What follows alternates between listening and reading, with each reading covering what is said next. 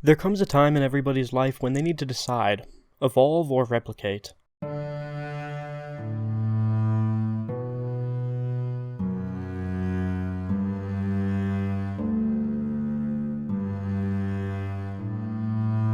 The Wendy's 4-for-4 combo needs no introduction. It's utterly defined an entire generation of culinary works. While Hardee's or Carl's Jr. in the West started the trend of breaking the mold of entree and fries with a beverage with its big box lunch, later known as the Big Bag Lunch, featuring a hot dog, a burger, an apple pie, fries, and a drink, it wasn't until Wendy's unveiled the 4-for-4 combo that the true artistry possible in the medium of sustenance was made apparent. The big box lunch laid the groundwork for Wendy's accomplishment, but something was missing, and I think the answer was right in front of us the entire time. Chicken nuggets. So without further ado, let's take a look at our fine meal and get right into our proper analysis. What always struck me as interesting in regards to this dish was the attention put on the price in the following naming convention. The blatant poetic genius behind the title, the 4-for-4, need not be explained, as the intentions behind it have been discussed to no end on forums over the latter half of the 2010s. While this topic alone could have a whole essay written on it, I'd prefer not to tread old ground. Let's talk about these nuggets, the centerpiece of the entire meal. While some would argue that the Junior Cheeseburger is the keystone to any understanding of the 4-for-4, my stance has always been a more simple one, but one which I think requires less leaps in logic, and is ultimately the more likely representation of the creator's intent. There are 4 chicken nuggets, and 4 is right there in the name. The chicken nuggets are the 4th 4, and with that, all things are aligned.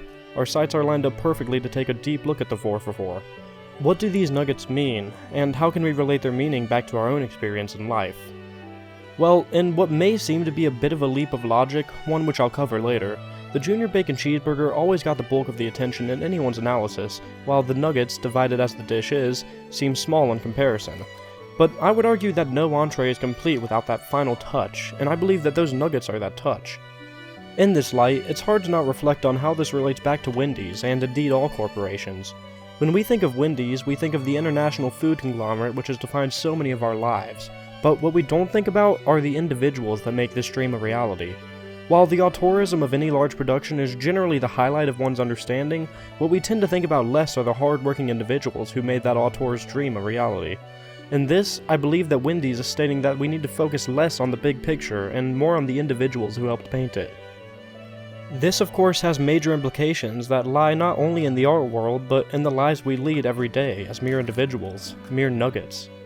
While the corporations would like us to think that we're all small in the grand scheme of things, I think that somewhere amongst the Wendy's design team, there is one noble soul who was fed up with this fact, and they decided to let their auteurism shine through and give us a dish that finally speaks for the little guy, for the individual, for the nugget. Not for the people, but for the person. This is why, in my opinion, in spite of all the conversation and analysis floating around this infamous dish, the world doesn't truly realize just how much the 4-for-4 has done for them.